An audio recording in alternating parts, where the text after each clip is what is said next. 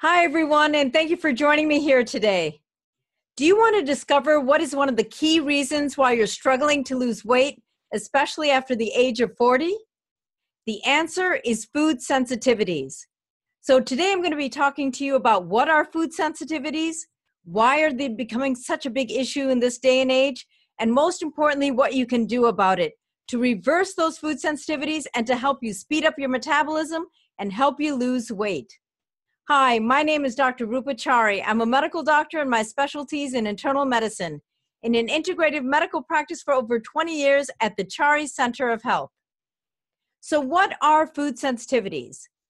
First, I want to distinguish the difference between food allergies and food sensitivities. Food allergies are, for example, if someone has a peanut allergy, they end up getting swollen, have trouble breathing, may have rashes, and need to go to the hospital for emergent care right away.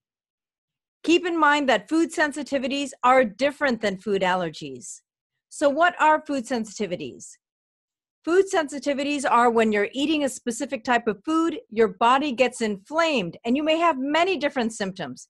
You could have gas, bloating, constipation, diarrhea, abdominal pain.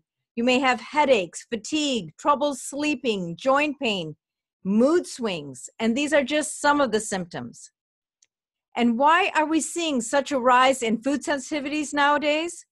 The reason is because of the agricultural practices with our grains. And what do I mean by that? Well, what's happening nowadays, and let's say, for example, with wheat, they're making the grain shorter and stockier, so that means they can get a greater yield. But in the process of doing that, the grains can have up to 90% more gluten and so many new proteins that our body doesn't recognize. And what is gluten? Gluten is basically the glue that binds the grain together. And now, because there's up to 90% more gluten in our grains, that means that it's basically like eating rubber. Our bread is literally turned into rubber. So when you're eating grains or breads, you may be noticing you're having gas, bloating, different digestive symptoms, or you're just not feeling well. And because our body's having such a reaction to these grains, it's getting inflamed. And when our body gets inflamed, then you're going to see a whole host of symptoms, and including an increase in the rise of stress hormones. And those stress hormones can cause you to gain weight, retain water, and have belly fat, which is so frustrating. So what are some of the grains? Wheat, as I mentioned before.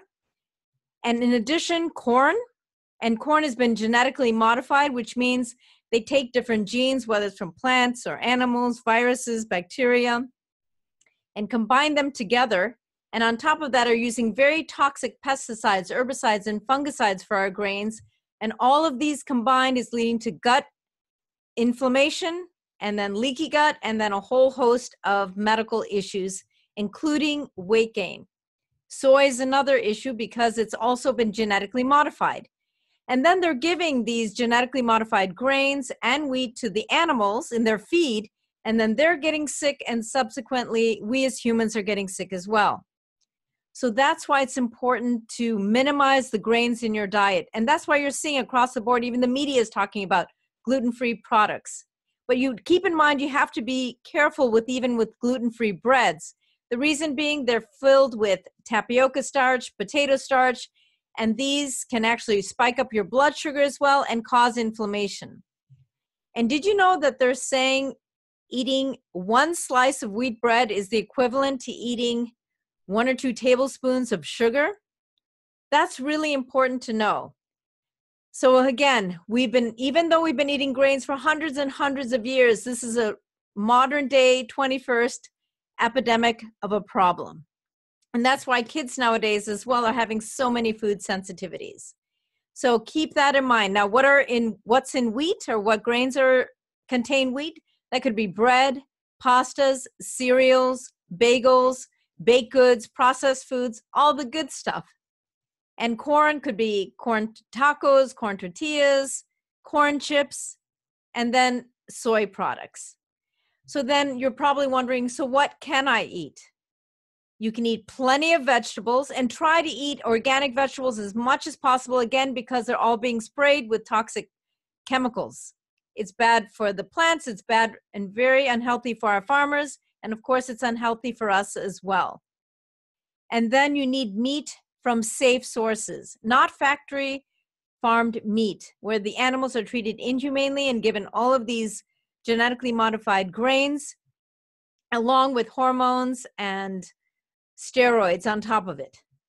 So again, even though it may cost more to buy organic produce, whether it's vegetables or meats, you and your family will be much healthier, and it'll pay off in the long run in terms of your health. So this is one step you can take today to help you decrease inflammation, decrease your food sensitivities, and get healthier, boost your metabolism. It'll even help you balance your hormones so that you can start the process of losing weight. So for those of you who want to take your health to the next level and get personal guidance on how to lose weight, as a gift to all of you, I'm offering a complimentary 15-minute medical consultation, and I'll have the link in this post. Thank you so much again for watching. My name is Dr. Chari, and I'll be in touch with you very soon in our upcoming episodes. Stay tuned, be healthy, take care of yourselves, and bye for now.